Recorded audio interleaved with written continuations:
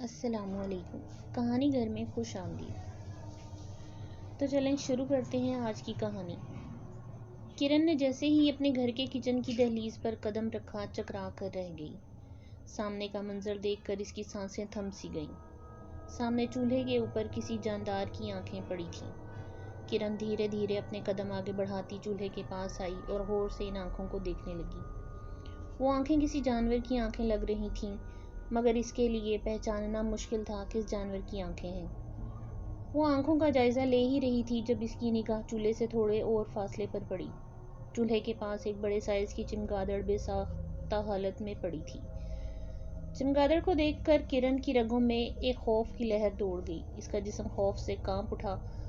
وہ انہی قدموں کچن کی دہلیز پر آ کھڑی ہوئی۔ اپنا سیدھا ہاتھ اپنے تیز دھڑکتے ہوئے دل پر رکھا اور دوسرے ہاتھ سے کچن کے دروازے کا سہارا لیتے اونچی آواز میں اپنی نند ببلی کو پکارنے لگی۔ ببلی، ببلی، جلدی کچن میں آؤ۔ ہاتھ میں جھاڑو اٹھائے ببلی بھاگتی ہوئی کرن کے پاس آئی۔ کرن کے چہرے پر خوف و حیرت کے تاثرات دیکھ کر ببلی خوفزدہ ہو گئی۔ کرن کے اشارہ کرنے پر ببلی نے کچن کے اندر قدم رکھا۔ ایک اور کالی سیاہ بدصورت چمگادڑ، آخر یہ کہاں سے آتی ہیں بھابھی؟ ببلی چمگادڑ کا جائزہ لیتے ہوئے بولی۔ کچن کے روشن دان میں جالی لگی ہوئی ہے۔ گھر کے سب کھڑکیوں اور روشن دان جالیوں سے ڈھکے ہوئے ہیں۔ اس کے قریب مت جا ببلی، کہیں وہ تمہیں نقصان نہ پہنچا دے۔ وہ کچن کی دہلیز پر کھڑی ہوئی اسے ہدایت دے رہی تھی۔ کچھ نہیں ہوتا، وہ مر چکی ہے بھابھی، مجھے دیکھنے دیں۔ اتنا کہہ کر ببلی ہمت کے ساتھ چمگادڑ کے اور قریب ہوئی اور اپنے ہاتھ کی چھوٹی انگلی سے جیسے ہی اس نے چمگادڑ کو چھوا، اگلے ہی لمحے وہ چمگادڑ حرکت میں آیا اور تیزی سے پھڑپھڑانے لگا۔ پھر پھڑپھڑاتے ہوئے وہ کرن کے کندھے کو چھوتے ہوئے کچن سے باہر نکل کر گھر میں کہیں غائب ہو گیا۔ کرن خوف سے چلائی، خوف سے اس کا دل سینے سے اچھل کر حلق میں آیا۔ چمگادڑ ایک منحوس پرندہ سمجھا جاتا ہے۔ کرن بار بار غسل کر کے اپنے وجود کو پاک کر رہی تھی۔ بھابھی کو خوفزدہ دیکھ کر ببلی نے اپنے بھائی فرغام کو کال کرنا شروع کر دیا، مگر اپنے باس کے ساتھ میٹنگ میں ہونے کی وجہ سے وہ کال پک نہ کر سکا۔ کرن کے حواس بحال ہوتے ہی کرن نے ببلی کی مدد سے اپنے بنگلے جیسے گھر کے کونے کونے کی تلاشی لینا شروع کی۔ گھر 3 منزلہ تھا۔ تلاشی لینے میں اچھا خاصا وقت ضائع ہو گیا، مگر انہیں چمگادڑ کہیں دکھائی نہیں دیا۔ آخر کہاں گئی یہ چمگادڑ؟ تھک ہار کر کرن صوفے پر بیٹھتے فکر مند لہجے میں بولی۔ میں نے اسے صرف کچن سے نکلتے دیکھا تھا، اس کے بعد وہ کہاں گئی مجھے نہیں معلوم۔ دوسرے صوفے پر بیٹھی ببلی نے کہا، تھوڑی چھوڑیں بھابھی، آپ بھی کن چکروں میں پڑ رہی ہیں؟ ہمارے اس گھر میں شفٹ ہونے سے پہلے یہ گھر کئی سالوں سے بند پڑا تھا، اسی لیے کہیں سے چمگادڑ نکل آیا ہوگا۔ آپ بلا وجہ پریشان ہو رہی ہیں۔ ببلی نے چمگادڑ کے قصے کو ختم کرنا چاہا۔ اس کی دلیل پر کرن اسے گھور کر دیکھنے لگی۔ وہ دونوں کل صبح سے گھر صاف کر کے ہلکان ہو گئی تھیں۔ کل کی طرح آج بھی چمگادڑ ان کے سامنے اچانک نمودار ہو گیا تھا۔ فرغام کی ٹرانسفر کراچی سے اسلام آباد ہوئی تھی۔ یہ بنگلہ اس نے اپنے دوست کے دوست سے سستے داموں خریدا تھا۔ جب انہوں نے اپنے پہلے قدم اس گھر کی دہلیز پر رکھے تھے، ان کا استقبال چمگادڑ نے بڑی دھوم دھام سے کیا تھا۔ اس گھر میں وہ ان کی دوسری صبح تھی۔ دن 12 بجے ان کی بیرونی دروازے کی گھنٹی بجی۔ گھنٹی بجانے کے بعد کوئی اجنبی زور زور سے دروازہ پیٹنے لگا۔ کون ہے؟ فرغام کی ہدایت کے مطابق دروازہ کھولنے سے پہلے کرن نے سامنے والے کا نام پوچھا۔ دروازہ کھولیں باجی، میں نسرین ہوں، کام والی ایک زنانہ زوردار آواز سنائی دی۔ کرن نے پرسوچ انداز میں بند دروازے کو کھولا۔ سامنے درمیانی عمر کی خاتون چہرے پر نرم مسکراہٹ بکھیرے کھڑی تھی۔ السلام علیکم باجی، اس سے سلام کیا اور اندر داخل ہوئی اور اپنا تعارف کروانا شروع کیا۔ میں اس گھر میں برسوں پہلے کام کرتی تھی، پھر اچانک باجی لوگ کہیں غائب ہو گئے۔ مجھے کل ہی اپنی سہیلی سے معلوم ہوا ہے اس گھر میں نئے لوگ شفٹ ہوئے ہیں۔ میں نے سوچا آپ سے مل آؤں، آپ کو گھر کے کاموں کے لیے ماسی کی ضرورت ہے تو میں حاضر ہوں۔ نسرین نان سٹاپ بولتی رہی اور اپنا تعارف کروایا۔ کرن جو چپ چاپ اسے سن رہی تھی، اسے سننے کے بعد بولی، اچھا ٹھیک ہے، آ جانا کام پر۔ گھر کی حالت ویسے بھی بہت خراب ہے، کرن اپنی نظروں سے گھر کا جائزہ لیتی ہوئی بولی۔ نسرین نے بڑی دل جمعی سے کرن کے ساتھ سارا گھر کا کام کروایا، مگر ببلی کو نسرین کا وجود ذرا برداشت نہیں ہو رہا تھا۔ ببلی چاہتی تھی کہ نسرین کو کام پر رکھنے سے پہلے ایک بار اس کے بارے میں کسی سے معلومات لے لی جائیں، کیونکہ یہ دنیا بھروسے کے قابل نہیں ہے۔ ایسا کرنے کے لیے کرن نے حامی بھر دی، مگر گھر کے کاموں کی مصروفیات کی وجہ سے وہ اتنا اہم کام کرنا بھول گئی۔ ہمارے اس گھر میں شفٹ ہونے سے پہلے اس گھر میں کون لوگ رہتے تھے نسرین؟ اللہ معاف کرے، انتہائی گندا گھر رکھا ہوا تھا، صفائی نہیں کرتے تھے کیا؟ کرن گھر کی صفائی کر کے اب تھک چکی تھی۔ باتوں ہی باتوں میں وہ نسرین سے اس گھر کے بارے میں پوچھنے لگی۔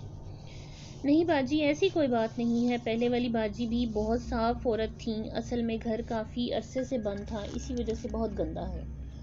آسیب زدہ ہونے کی وجہ سے اس گھر کی کوئی خریدار نہیں تھا۔ آسیب زدہ؟ کرن نے حیرانگی سے پوچھا۔ پتہ نہیں باجی، آپ ایسی باتوں پر یقین کرتی ہیں یا نہیں، مگر حقیقت بہت عجیب ہے۔ اس گھر میں کئی لوگ آئے ہیں اور کئی لوگ گئے ہیں۔ کئی بار میری ان گنہگار آنکھوں کے سامنے ایسے عجیب و غریب واقعات رونما ہوتے تھے کہ بس۔ اس گھر کے ماضی میں گزرے حادثات کی حقیقت بتاتے ہوئے نسرین کا چہرہ پسینے سے تر ہونے لگا تھا۔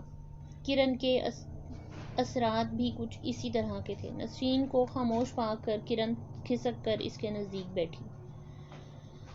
کیسے واقعات خالہ جی؟ میں سمجھی نہیں، کرن نے ڈرتے ہوئے لہجے میں پوچھا۔ میری آنکھوں کے سامنے رابعہ باجی نے اپنے 3 نوجوان بیٹے اس گھر میں موت کی آغوش میں جاتے دیکھے ہیں۔ 3 جوان بیٹوں کی موت کا صدمہ سمجھ سکتی ہو نا تم؟ بیچاری پاگل سی ہو گئی تھی۔ یہ گھر یقیناً آپ کو سستے داموں ملا ہوگا۔ ہاں مگر، کرن نے گھبرائی ہوئی آواز میں انتہائی ڈرتے ہوئے کہا کہ نسرین دوبارہ بول پڑی۔ اس گھر کی دیواروں سے خون کے چھینٹے گرتے تھے۔ بڑے بڑے عامل بھی اس مسئلے کا کوئی حل نہیں نکال سکے تھے اور نہ ہی نکال سکیں گے۔ رابعہ باجی کا سب سے بڑا لڑکا 18 سال کا تھا۔ ماں کے منع کرنے کے باوجود وہ اپنے ساتھ ایک عامل کو گھر لے آیا۔ بس پھر اس دن سے ان کی بربادی کا آغاز ہوا۔ رات کو اچانک تینوں بچوں کے رونے اور چلانے کی آوازیں سنائی دی۔ بچوں کی آوازیں سن کر دونوں میاں بیوی جب بھاگتے ہوئے بچوں کے کمرے میں گئے، سامنے بچے غائب تھے۔ ساری رات وہ بچوں کو تلاش کرتے رہے۔ صبح فجر کے وقت رابعہ نے کچن کا رخ کیا۔ وہاں کا منظر دیکھ کر اسے اپنی آنکھیں اپنے جسم سے نکلتے ہوئے محسوس ہوئیں۔ کچن کا نقشہ ہی کچھ اور تھا۔ کچن میں ایک ساتھ قطار میں 3 قبریں بنی ہوئی تھیں۔ ہائے میرے اللہ! کرن کے منہ سے بے اختیار چیخ نکلی۔ کرن کے ڈر و خوف سے خراب ہوتی حالت دیکھنے کے باوجود نسرین خاموش نہ ہوئی۔ رابعہ باجی خوف سے وہیں بے ہوش ہو گئیں۔ ان کے شوہر نے پاگلوں کی طرح اپنے ہاتھوں سے قبروں کو کھودنا شروع کیا۔ اتنا بتا کر نسرین نے گہرا لمبا سانس لیا اور اپنے دوپٹے سے اپنی نم آنکھوں کو صاف کیا۔ اس سے آگے کیا ہوا خالہ؟ بچے زندہ مل گئے تھے؟ کرن نے دھیمے لہجے میں پوچھا۔ کہاں باجی، تینوں بچوں کو مردہ حالت سے قبروں سے نکالا گیا۔ قیامت جیسا خوفناک منظر تھا وہ۔ ہر آنکھ نم تھی۔ ایسا دن اللہ کبھی اپنے دشمن کو بھی نہ دکھائے۔ نسرین کانوں کو ہاتھ لگاتے ہوئے بولی۔ شکر ہے اللہ نے مجھے اولاد نہیں دی۔ کرن نے زندگی میں پہلی بار بے اولاد ہونے پر اللہ کا شکر ادا کیا۔ سکڑی سمٹی بیٹھی کرن سانس روکے آنکھیں پھاڑ کر غور سے گھر کا جائزہ لے رہی تھی۔ پتہ ہے باجی، جب بچوں کا پوسٹ مارٹم کروایا تو یہ بات سامنے آئی، بچوں کی موت دم گھٹنے سے ہوئی ہے۔ میرے اللہ! مطلب بچوں کو زندہ قبروں میں دفن کر دیا گیا تھا؟ اس بار کرن کی آنکھیں نم ہوئیں۔ جی باجی۔ نسرین ہاں میں سر ہلاتے ہوئے غمزدہ لہجے میں بولی۔ اللہ پوچھے ان ظالموں کو جنہوں نے ان معصوم بچوں کو اتنی بے رحم موت دی۔ کرن نے اپنی جھولی پھیلا کر انہیں بد دعائیں دیں۔ اچانک ایک تیز دار ہوا کا جھونکا کرن کو چھو کر تیزی سے غائب ہو گیا۔ کرن کا منہ حیرت سے کھلا اور خالہ کی طرف دیکھنے لگی۔ خالہ یہ کیا تھا؟ اس نے لڑکھڑاتی زبان سے پوچھا۔ شاید کوئی بھوت تھا۔ خالہ اپنی آنکھیں ایک جگہ روکے دھیمے لہجے میں بولی۔ بس کر دیں خالہ، اور کتنا ڈرائیں گی بھابھی کو؟ جب سے آپ نے اس گھر میں قدم رکھا ہے صرف بھوت کی باتیں کیے جا رہی ہیں۔ گھر واپس جائیں آپ اپنے۔ ببلی کب سے دوسرے کمرے سے نسرین کی کہانی سن رہی تھی، اسے اپنے گھر کا راستہ دکھاتے بولی۔ نسرین کے جانے کے بعد ببلی کچن میں کھانا بنا رہی تھی۔ اس حادثے کی خبر سن کر کرن نے کچن میں قدم رکھنے سے منع کر دیا تھا۔ بیرونی دروازے کی گھنٹی بجی۔ گھنٹی بجانے کا وہ مخصوص سٹائل فرہام کا تھا۔ شکر ہے فرہام آپ آ گئے، کرن کے منہ سے بے اختیار نکلا۔ میں کھولتی ہوں دروازہ۔ گھنٹی کی آواز سن کر ببلی کرن کے پاس آ گئی۔ میں خود کھولتی ہوں یا دونوں ساتھ چلتی ہیں؟ کرن نے کہا۔ اب 1 منٹ بھی اکیلے رہنا اس کے لیے مشکل تھا۔ فرغام کے گھر میں قدم رکھتے ہی کرن نے اسے ساری صورتحال سے آگاہ کیا۔ ہو یار کرن، کیا ہو گیا ہے تمہیں؟ ایک چمگادڑ کو لے کر تم اتنا سیریس کیوں ہو گئی ہو؟ کیا زندگی میں تم نے کبھی چمگادڑ نہیں دیکھا جو اتنا ہنگامہ مچا رکھا ہے؟ کرن کی وجہ سے فرغام اپنی میٹنگ ادھوری چھوڑ کر آیا تھا، اسی وجہ سے اس پر برہم ہوا۔ ایسی بات نہیں ہے فرغام، سوال یہ اٹھتا ہے کہ چمگادڑ کہاں سے آیا؟ ارے چمگادڑ ہی تو ہے، کوئی ہاتھی تو نہیں تھا جو کچن میں داخل نہیں ہو سکتا تھا۔ تم پڑھی لکھی عورت ہو کرن، کیوں دل میں ایسے وہم پال رہی ہو؟ فرغام اسے سمجھانے کی کوشش کر رہا تھا۔ گھر پر اتنے پیسے خرچ کرنے کے بعد فرغام کرن کے ڈر خوف کی وجہ سے گھر تبدیل کرنے کا کوئی ارادہ نہیں رکھتا تھا۔ میں بھی بھابھی کو کب سے یہی سمجھا رہی ہوں، مگر نسرین خالہ کی باتوں نے انہیں مزید خوفزدہ کر دیا ہے۔ بھائی کے ہاتھ میں پانی کا گلاس پکڑاتی ببلی نے کہا۔ ببلی نے خالہ کی بتائی ساری باتیں فرغام کو بتا دیں۔ عجیب جاہل ان پڑھ عورت ہے، تمہیں حوصلہ دینے کے بجائے مزید خوفزدہ کر رہی ہے، فرغام غصے سے بولا۔ یہ ان پڑھ لوگ ہم پڑھے لکھے لوگوں سے بعض اوقات زیادہ ذہین اور سمجھدار ہوتے ہیں فرغام۔ آپ خود سوچیں، اسلام آباد کے اتنے مہنگے علاقے میں آپ کو اتنے سستے داموں گھر کیسے مل گیا ہے، وہ بھی 3 منزلہ؟ اس علاقے میں زمین کے ریٹ معلوم نہیں ہیں آپ کو؟ کرن مزید اسے تفصیل سے سمجھانا چاہ رہی تھی۔ فرغام اس کی باتیں سن کر اب اکتا رہا تھا۔ مزید بحث سے بچنے کے لیے وہ اپنے کمرے میں چلا گیا۔ اس کے اگنور کرنے پر کرن مزید غصہ ہوئی۔ دیکھ رہی ہو ببلی، تم اپنے بھائی کو کیسے مجھے اگنور کر کے گیا ہے؟ وہ ببلی سے شکوہ گو ہوئی۔ آپ بھی تو بھابھی ایک چمگادڑ کی وجہ سے بھائی سے بحث کر رہی ہیں، یاد نہیں آپ کو؟ مالک مکان کو جلد از جلد بیرون ملک شفٹ ہونا تھا، اسی لیے اس نے سستے داموں گھر بیچ دیا۔ ببلی اس کے سستے داموں گھر خریدنے کی غلط فہمی دور کرتے ہوئے بولی۔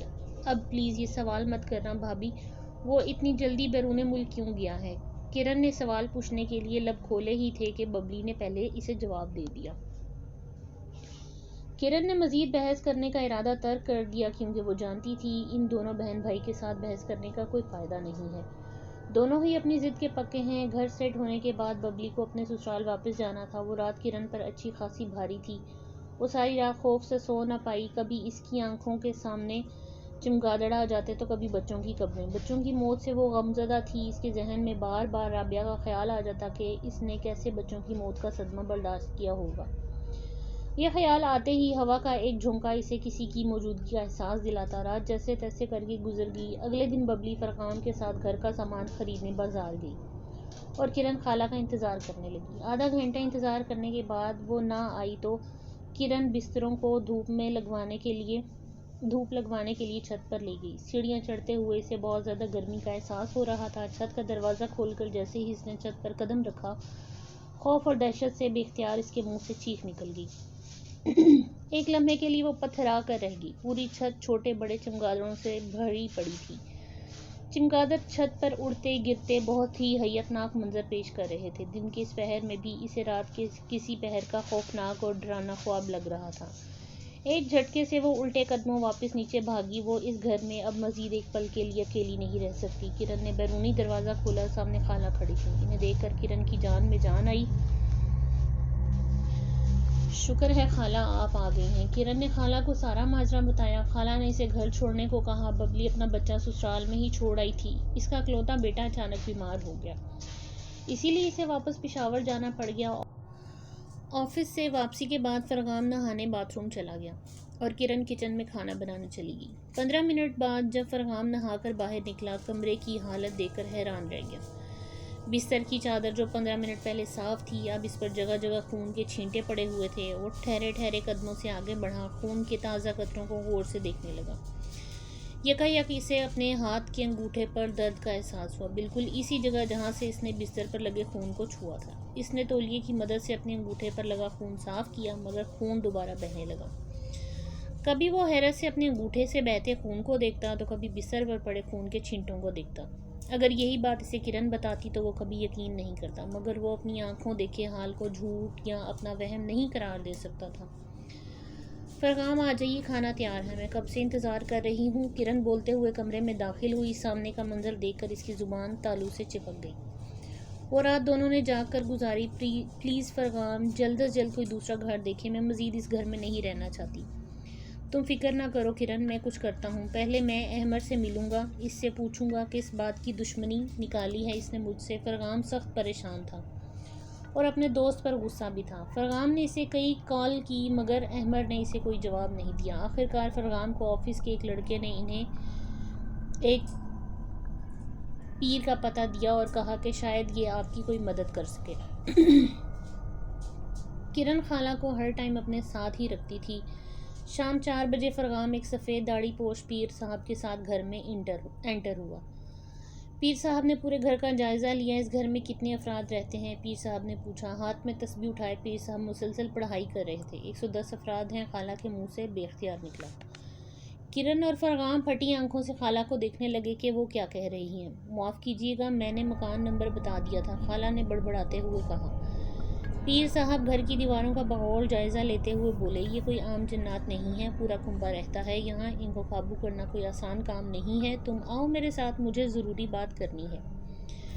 پیر صاحب فرغام کے ساتھ ڈرائنگ روم میں چلے گئے۔ کرن اور خالہ دوسرے کمرے میں چلی گئیں۔ اس گھر میں جنات کا قبضہ ہے، وہ بہت طاقتور ہیں، کنبوں کے کنبے یہاں رہتے ہیں، وہ اس گھر کو کبھی نہیں چھوڑیں گے۔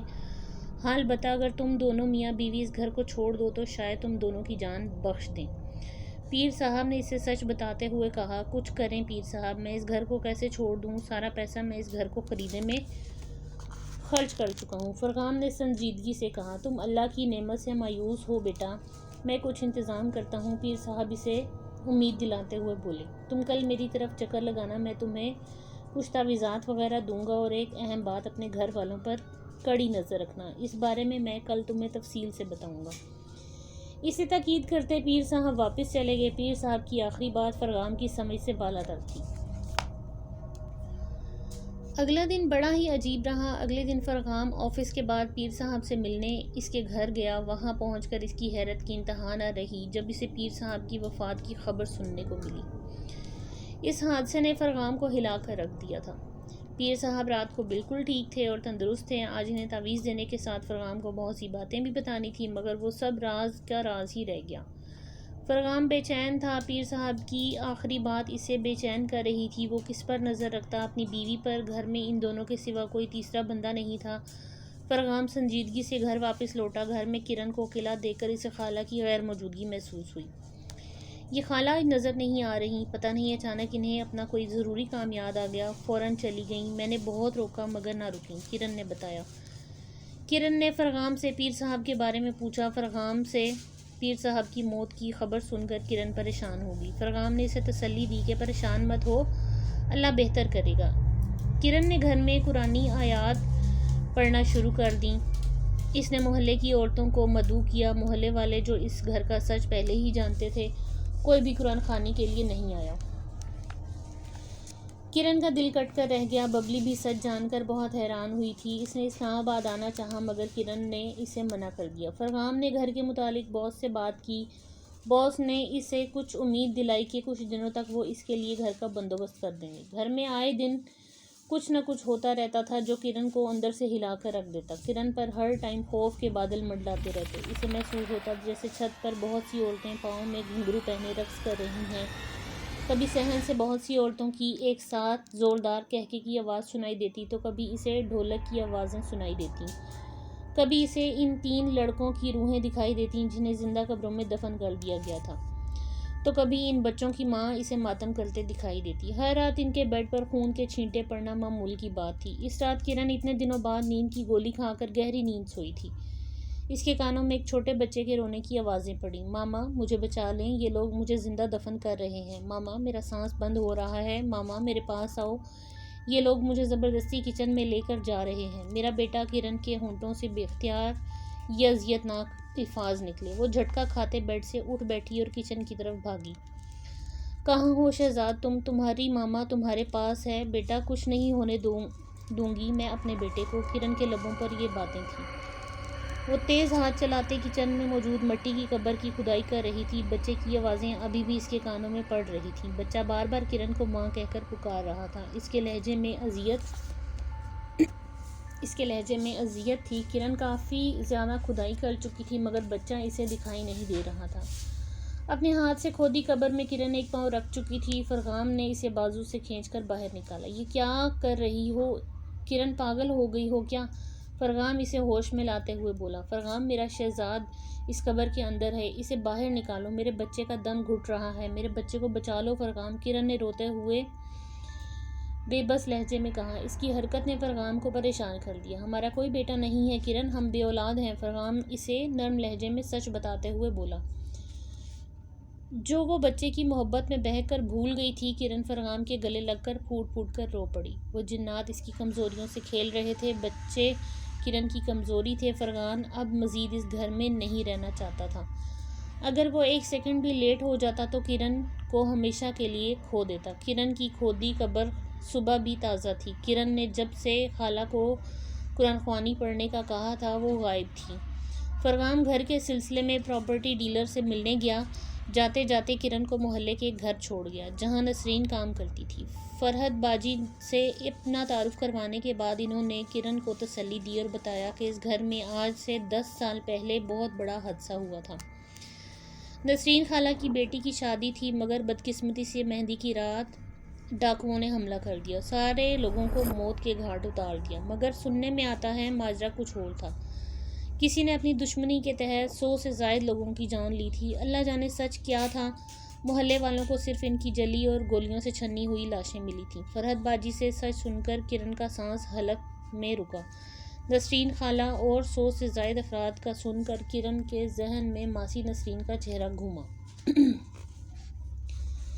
کرن نے فرحت باجی سے ماسی نسرین کے متعلق سوال پوچھا۔ فرحت نے چونکا دینے والا جواب دیا کہ وہ گھر کے سارے کام خود کرتی ہے، اس نام کی کوئی بھی عورت کا اس محلے سے کوئی لینا دینا نہیں ہے۔ دل پر پتھر رکھ کر کرن نے نسرین خالہ کا حلیہ فرحت باجی کو بتایا، جسے سن کر فرحت باجی بھی حیران ہوئی۔ یہ حلیہ تو نسرین خالہ کا ہے جو اس گھر میں 10 سال پہلے رہتی تھیں۔ سچ سن کر کرن کے پیروں تلے سے زمین فرحت باجی کے منع کرنے کے باوجود وہ انہی قدموں اپنے گھر کی طرف بھاگی۔ اندر داخل ہوتے ہی اس کے قدم جیسے زمین نے جکڑ لیے ہوں۔ سامنے لاؤنج میں خالہ نسرین بیٹھی تھیں۔ کرن کو اپنے سامنے دیکھ کر خالہ نے ایک عجیب سے انداز میں قہقہہ لگایا۔ غیر انسانی قہقہہ سن کر کرن کو اپنا دل بند ہوتا محسوس ہوا۔ دیکھتے ہی دیکھتے خالہ کی شکل تبدیل ہونے لگی، اس کی آنکھیں پھیل گئیں اور نچلا جبڑا کھل کر یوں لٹک گیا جیسے فالج زدہ ہو۔ کرن خوف کے مارے چلا چلا کر رونے لگی۔ اس سے زیادہ وہ اور کر بھی کیا سکتی تھی؟ یہ گھر ہمارا ہے اور ہمارا ہی رہے گا۔ تجھے اور تیرے شوہر کو بہت سمجھایا تھا میں نے کہ عزت سے یہ گھر چھوڑ کر چلی جا، پھر بھی تجھے سمجھ نہیں آئی۔ اس گھر میں قدم رکھنے والے ہر انسان کو مار ڈالیں گے ہم، خالہ نے کہا۔ کرن آنکھیں پھاڑ کر خوف میں مبتلا ہوئے خالہ کو دیکھ رہی تھی۔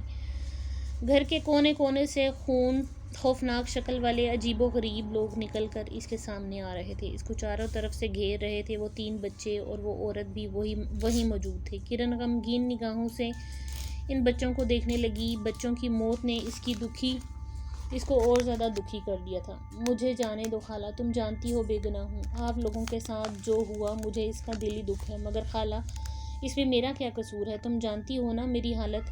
کرن اپنے پیٹ پر ہاتھ رکھے خالہ کو کچھ سمجھاتے ہوئے بولی۔ سبھی عورتیں کرن کے قریب بڑھنے لگیں۔ رابعہ سب سے آگے تھی، زرد چہرہ لیے وہ بمشکل دیوار کا سہارا لیے خود کو گرنے سے بچا پائی تھی۔ خالہ کرن کے بے حد قریب آئی۔ کرن ماں بننے والی ہے، یہ بات کرن نے سب سے پہلے خالہ کو بتائی تھی۔ اس بات کا علم ابھی تک فرغام کو بھی نہیں تھا۔ دوسری طرف فرغام کو ایک عجیب سی بے چینی نے گھیر رکھا تھا۔ کرن کی یاد اسے شدت سے ستا رہی تھی۔ اس نے کئی بار اسے کال کی مگر کرن نے پک نہ کی۔ سارے کام چھوڑ کر وہ اپنے گھر کی طرف بھاگا۔ جب تک وہ کرن کو زندہ سلامت نہیں دیکھ لیتا اسے سکون نہیں ملنے والا تھا۔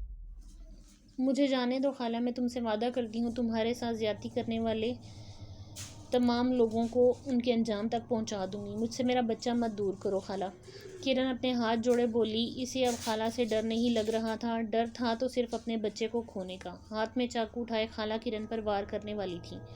خوف سے کرن نے اپنی آنکھیں موندی اور اونچا اونچا کلمہ پڑھنا شروع کر دیا۔ خالہ چاقو سے کرن کا دل نکالنے ہی والی تھی جب رابعہ نے خالہ کا ہاتھ پکڑا۔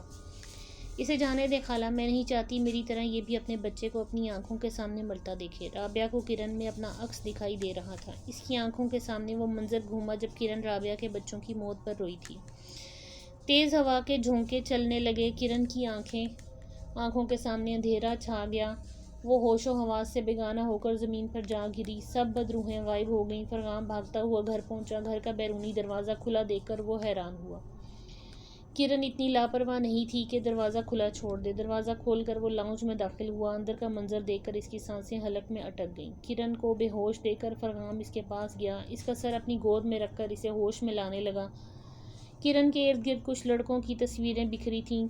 ایک نظر ان پر ڈال کر کرن کو اپنی گود میں اٹھا کر فرغام نے اسے فوراً ہسپتال منتقل کیا۔ ڈاکٹر نے کرن کا معائنہ کیا اور بتایا کہ کمزوری کی وجہ سے وہ بے ہوش ہو گئی تھی۔ ایسی حالت میں ایسا ہو جاتا ہے؟ ایسی حالت میں مطلب؟ فرغام نے پوچھا۔ ڈاکٹر نے اسے خوشخبری سنائی۔ فرغام نے اللہ کا شکر ادا کیا۔ وہ بے حد خوش تھا۔ ہوش میں آنے کے بعد کرن نے اسے سب سچ بتایا، جسے سن کر فرغام رو پڑا۔ اگر وہ عورت کرن پر رحم نہ کھاتی تو آج اس کی دنیا اجڑ گئی ہوتی۔ وہ دونوں واپس اس گھر لوٹے۔ وہ تصویریں ابھی بھی وہیں موجود تھیں۔ فرغام نے وہ تصویریں اپنے ڈی ایس پی دوست کو بھجوا دیں تاکہ وہ ان لڑکوں کے خلاف کارروائی کریں۔ وہ دونوں اسی رات وہ گھر ہمیشہ کے لیے چھوڑ کر چلے گئے۔ کچھ مہینوں کی سخت کارروائی کے بعد ان ڈاکوؤں کا خطرناک گروہ پکڑا گیا۔ انہوں نے 10 سال پہلے کیے جرم کو قبول بھی کیا۔ کرن نے اپنا وعدہ پورا کر دیا تھا اور اس گھر قرآن خوانی بھی کروائی کہ شاید ایک چھوٹی سی کوشش سے ان سب بدروحوں کو سکون مل جائے۔ انتقام پورا ہونے پر وہ اپنی اصلی دنیا میں واپس لوٹ جائیں۔ فرغام اور کرن کے ہاں ایک خوبصورت بچے کی پیدائش ہوئی جس کا نام کرن نے شہزاد رکھا۔